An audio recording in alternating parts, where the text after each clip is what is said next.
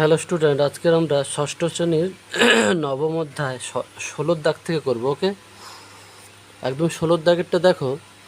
অনিলবাবু তার মাসিক আয়ের 22% বাড়ি ভাড়া দেন।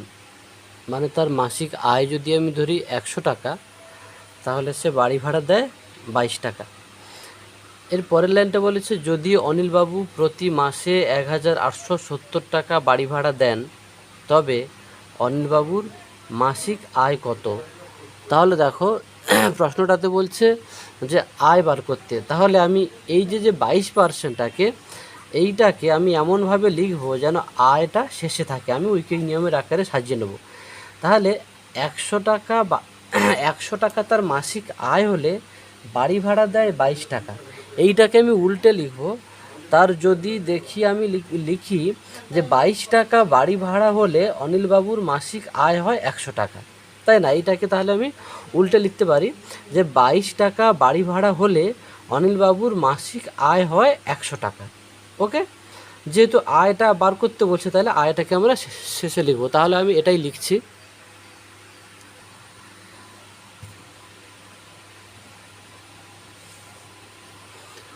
দেখো, আমি ওইটাকে সুন্দর করে সাজিয়ে লিখলাম যে অনিলবাবুর 22 টাকা বাড়ি ভাড়া হলে মাসিক আয় 100 টাকা। তাহলে অনিলবাবুর 1 টাকা বাড়ি ভাড়া হলে মাসিক আয় কত হবে?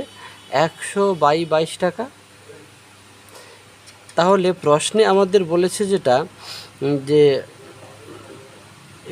তোমার কোথায় 1870 টাকা হলো, 1870 টাকা, 1870 টাকা।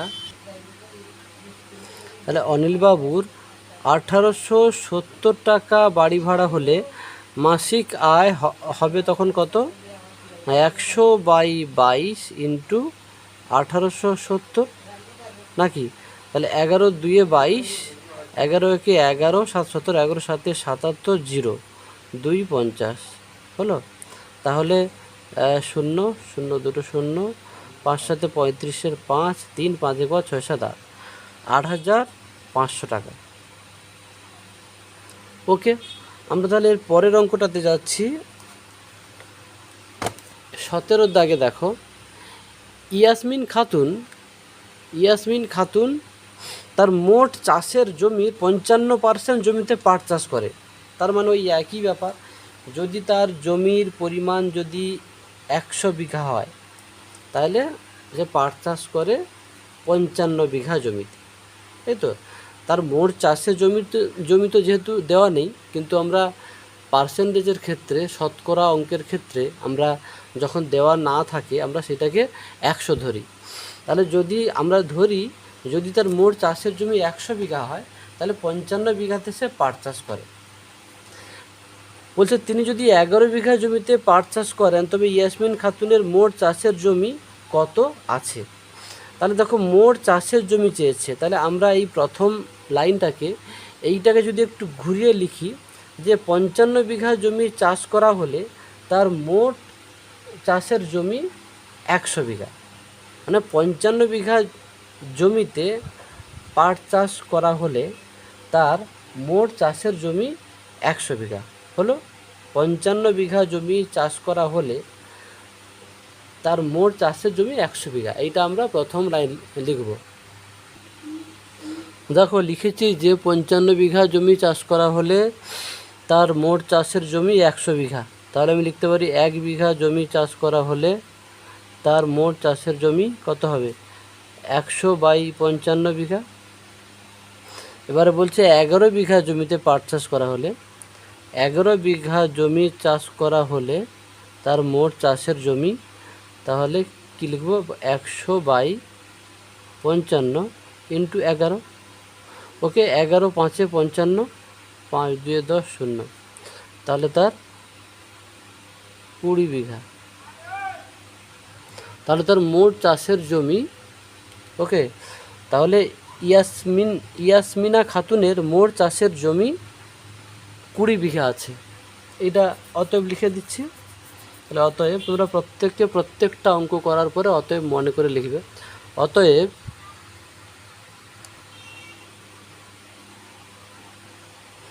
দেখো লিখে দিয়েছি অতএবটা। এর পরের অঙ্কটাতে আমরা যাচ্ছি 18 দাগে অঙ্ক। দেখো 18 দাগেরটা কি বলেছে, আমাদের পরিবারের মোট মাসিক খরচের এত টাকা খাওয়ার জন্য ব্যয় হয়। মোট মাসিক খরচের, যেটা মাসে মোট খরচ হয় তার 4,750 টাকা খাওয়ার জন্য ব্যয় হয় এবং অন্যান্য খরচ 5,900 টাকা। যদি খাওয়ার খরচ 10% বাড়ানো হয় এবং 16% অন্যান্য খরচ কমানো হয়, তাহলে মোট মাসিক খরচ বাড়ে না পড়ে। তাহলে তোমাকে দেখতে হবে যে পরিবারের মোট মাসিক খরচটা তাহলে কত, এত টাকা খাওয়ার জন্য আর এত টাকা অন্যান্য খরচের জন্য। তাহলে এই দুটো যোগ করলে তুমি প্রথমে জানতে পারবে যে তোমার পরিবারের মোট মাসিক খরচটা কত। এরপরে বলছে যদি খাওয়ার খরচ 10% বাড়ানো হয়, মানে এইটা 10% দেখবে যেটা হবে, আবার অন্যান্য খরচ 16% কমানো হবে। তাহলে অন্যান্য খরচ ছিল কত এইটা, তাহলে এর 16% কমালে কত হয় দেখবে। দেখার পরে যেটা বেরোবে সেই দুটোকে কিন্তু আবার যোগ করবে, হলো। তাহলে আগে কত খরচ ছিল আর পরে কত খরচ হলো, তাহলে বাড়লো না কমলো তাহলে বুঝতে পারবে। আবার বলছি, একদম প্রথমে তোমরা কি করবে, যে পরিবারের মোট খরচটা কত হবে, পরিবারের মোট মাসিক খরচ এই 4,750 প্লাস 5,900 টাকা, এটা যোগ করবে। এরপরে খাওয়ার খরচটা 10% বাড়ানো হয়েছে, মানে এইটা 10% বাড়লে যত হয়,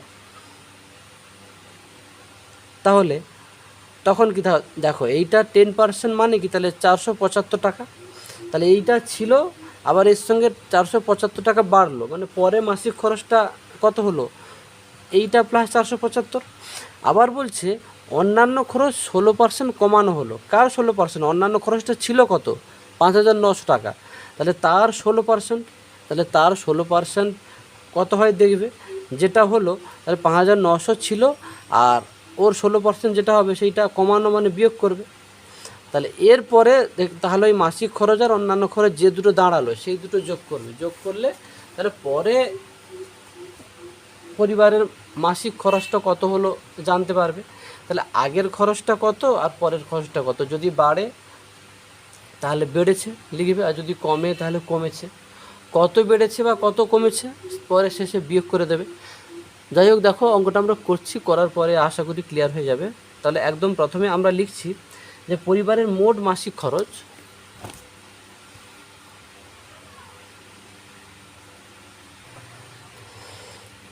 দেখো লিখছি পরিবারের মোট মাসিক খরচ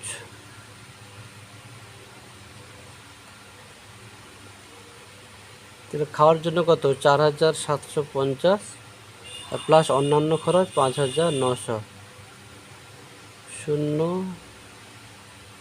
5, 6,1, 10 হলো। তাহলে 10,650 টাকা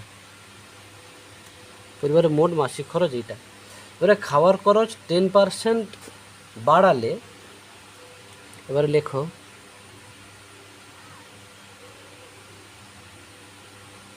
খাওয়ার খরচ 10%, খাওয়ার খরচ 10% বাড়ালে, অর্থাৎ খাওয়ার খরচ ছিল কত, 4,750, তাহলে 4,750 এর 10%, এটা কত হয় দেখো,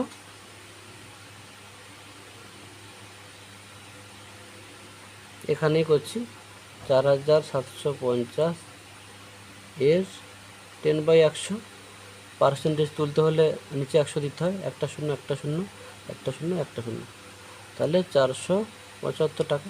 তাহলে খাওয়ার খরচ 10% বাড়ালে, অর্থাৎ 475 টাকা বাড়ালে,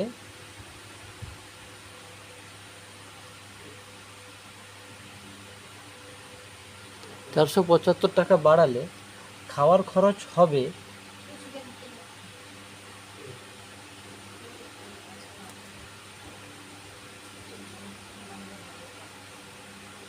খাওয়ার খরচ হবে কত না 4750 প্লাস 475 সমান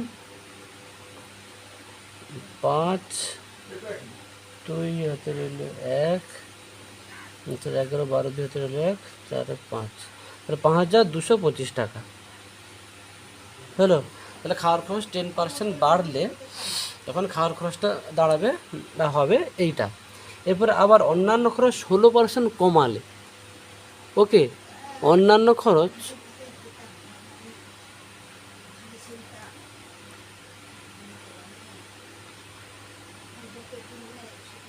অন্যান্য খরচ 16% কমালে, অর্থাৎ একইভাবে লেখো, একই ভাষা লিখবে যাতে তোমাদের করতে সুবিধা হয়। অর্থাৎ 5900 এর 16% সমান কত হবে 5900 এর 16/100 হবে, দুটো শূন্য দুটো শূন্য, 16, 59, 4, 944 টাকা। তাহলে 944 টাকা কমালে 944 টাকা কমালে 944 টাকা কমালে অন্যান্য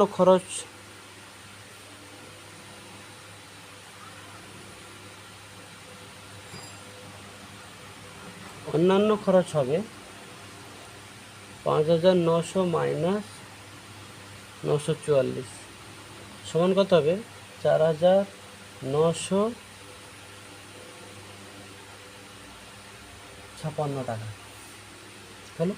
তাহলে এখন মাসিক খরচটা কত হবে? অতএব এখন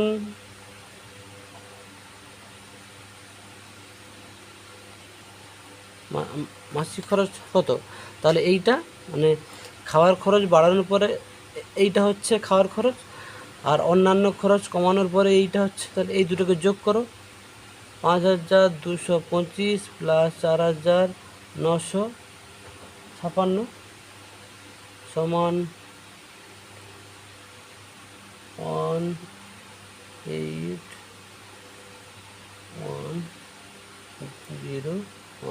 2181 টাকা। তাহলে দেখো এবার তুমি বুঝতে পারবে যে আগে মাসিক খরচ ছিল 2650 টাকা, এখন হচ্ছে 2181 টাকা।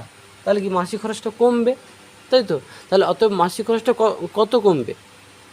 অতএব মাসিক খরচ কমবে, কত কমবে? বিয়োগ করো, 10,650 মাইনাস 2181, ওকে। তাহলে এটা হবে 469 টাকা, ওকে। অঙ্কটা মোটামুটি ভালো অঙ্ক, দেখবে ভালো করে, বুঝতে সমস্যা হলে 2-3 বার দেখবে, আশা করি ক্লিয়ার হয়ে যাবে। ভাষার অঙ্ক বুঝতে হলে একটু ধৈর্য দরকার। সঙ্গে একদম প্রথমে প্রশ্নটা মাথায় সেট করবে, তারপরে উত্তরটাকে বারবার দেখবে এবং যুক্তিগুলো ভাবতে থাকবে এবং প্র্যাকটিস করবে, তাহলে খুবই সহজ মনে হবে, ওকে। তারপরের অঙ্কটাতে আমরা যাচ্ছি। দেখো এবারে আমরা 19 দাগের অঙ্কটা করছি, যে একটি শহরের বর্তমান জনসংখ্যা 26,250 টাকা। বর্তমানে জনসংখ্যা 26,250, যদি 4% জনসংখ্যা বাড়ে তাহলে এই 26,250-এর 4% দেখব কত হয়। তবে পরের বছর জনসংখ্যা কত হবে? তাহলে 26,250 ছিল, তাহলে তারপরে আবার 26,250 এর 4% যেটা হবে সেটা যোগ করে দেবো, যোগ করে দিলে পরের বছর জনসংখ্যা হবে।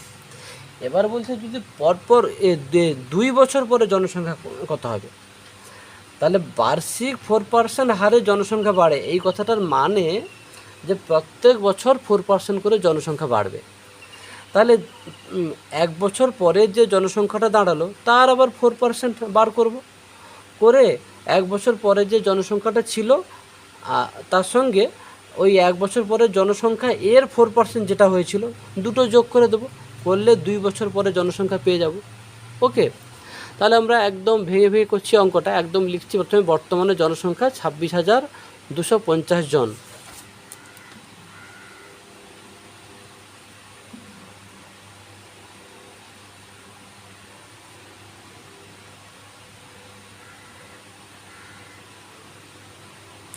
বর্তমানে জনসংখ্যা 26,250 জন। ওকে, আচ্ছা 4% যদি 4%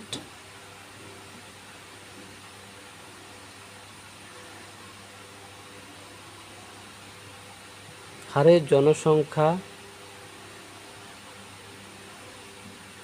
বাড়ে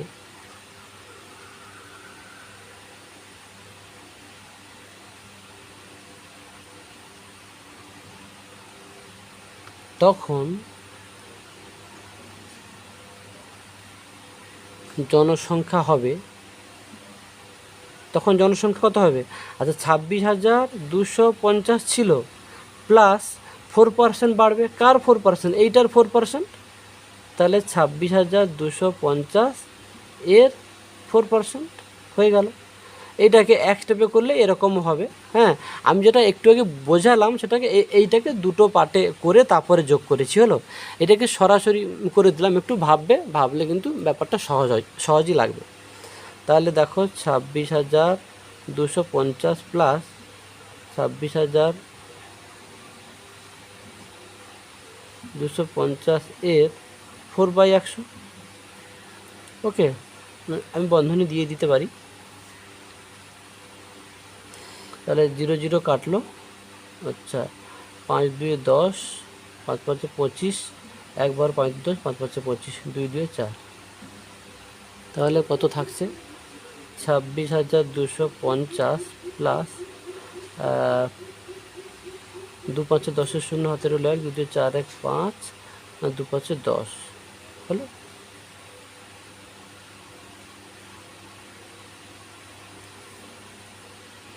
তো 26,250 আর 1,000 নাকি?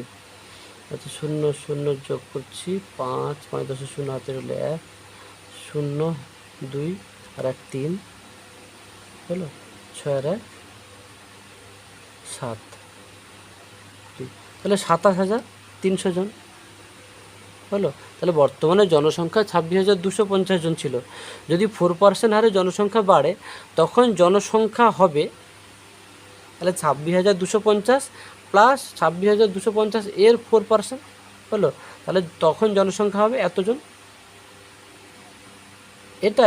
এটাই তোমার কত যেন পরের বছরের জনসংখ্যা হলো, এতজন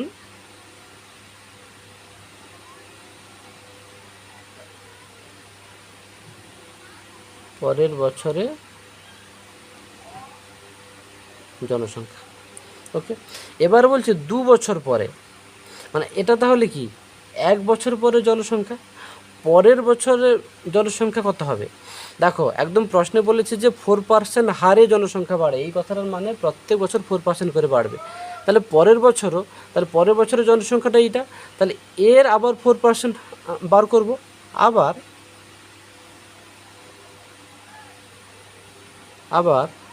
27,300 এর 4%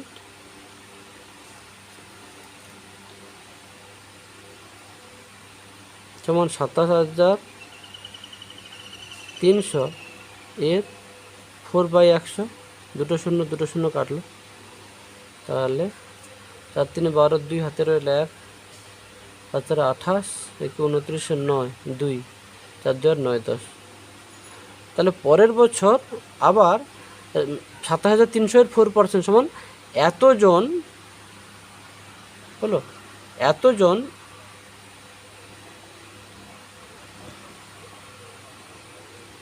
বাড়বে পরের বছর, এতজন বাড়বে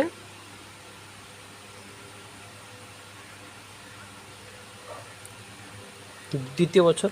অতএব দ্বিতীয় বছর বা 2 বছর পরে জনসংখ্যা হবে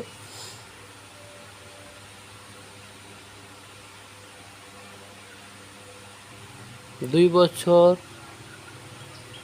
পরে জনসংখ্যা হবে কত? 27,300 ছিল পরের বছর, আর বাড়লো এইটা 1,092। তাহলে 27,300 আর প্লাস কত? 1,092। তাহলে 2, 9, 3, 8, 2। তাহলে 2 বছর পরে জনসংখ্যা হবে এইটা 28,392 জন। ওকে, আমরা পরের অঙ্কটাতে যাচ্ছি। দেখো একদম শেষ অঙ্কটা 20 দাগে।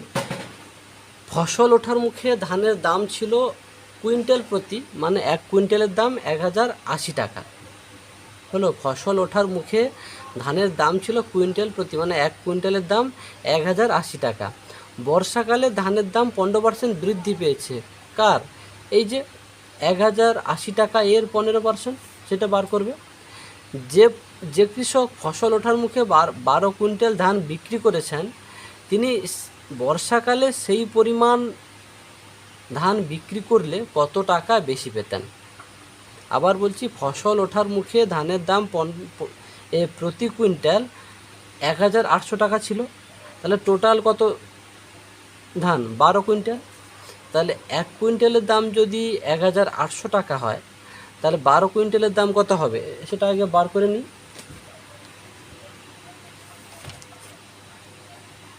আমি তাহলে লিখছি, দেখো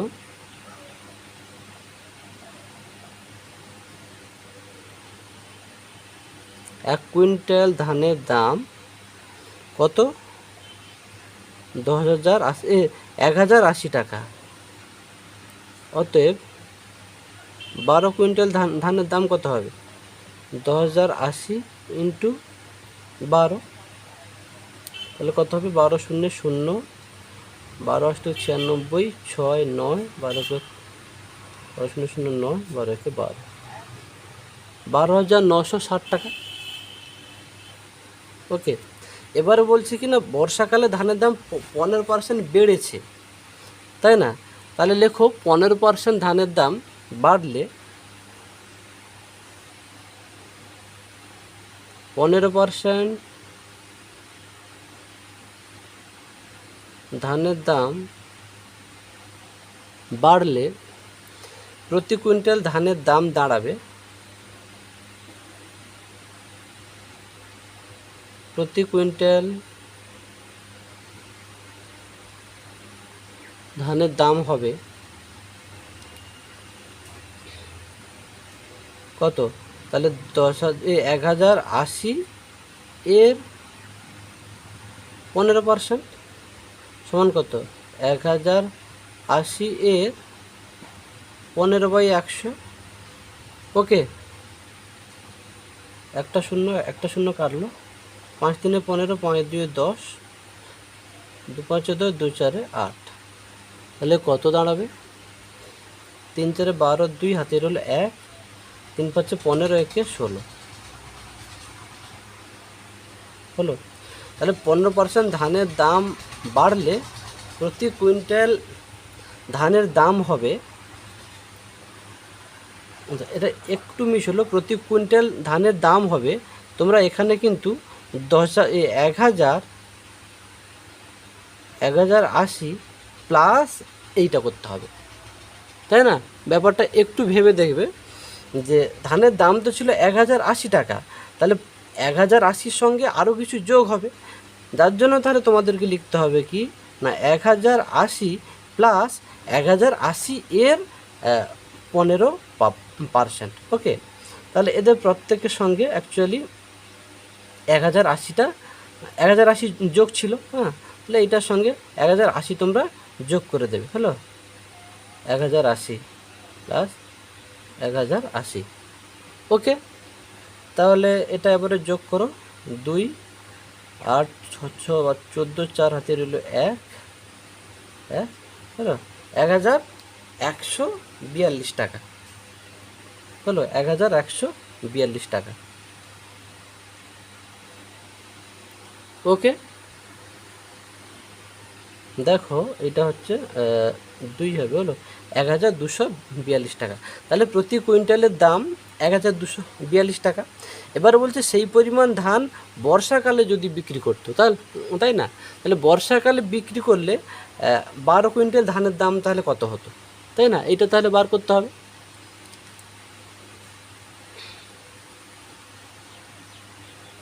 এখন বর্ষাকালে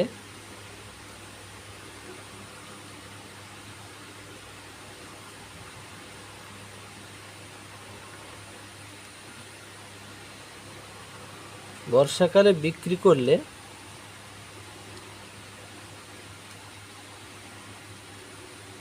ধানের দাম পেত কত? বর্ষাকালে তো 15% বাড়ার ফলে প্রতি কুইন্টালের দাম কত? 1242। তাহলে 1 কুইন্টালের দাম 1242, তাহলে 12 কুইন্টালের দাম কত হবে? তাহলে 1242 ইন্টু 12। ওকে, তাহলে এটা হবে তোমার 14,904 টাকা। ওকে, 14,904 টাকা। তাহলে প্রশ্নটা ছিল যে কত টাকায় বেশি পেতেন। আচ্ছা, আগে বিক্রি করলে কত ছিল গো? একদম আগে, একদম প্রথমে দাম ছিল দেখো 12 কুইন্টালের ধানের দাম 12,960 টাকা। তাহলে এখন হলো কত? 14,904 টাকা। তাহলে তিনি কত টাকা বেশি পেতেন? তাহলে বিয়োগ করলে জানতে পারবো নাকি? তাহলে অতএব তিনি বেশি পেতেন 14,904 বিয়োগ 12,960 নাকি? এইটা করলেই শেষ।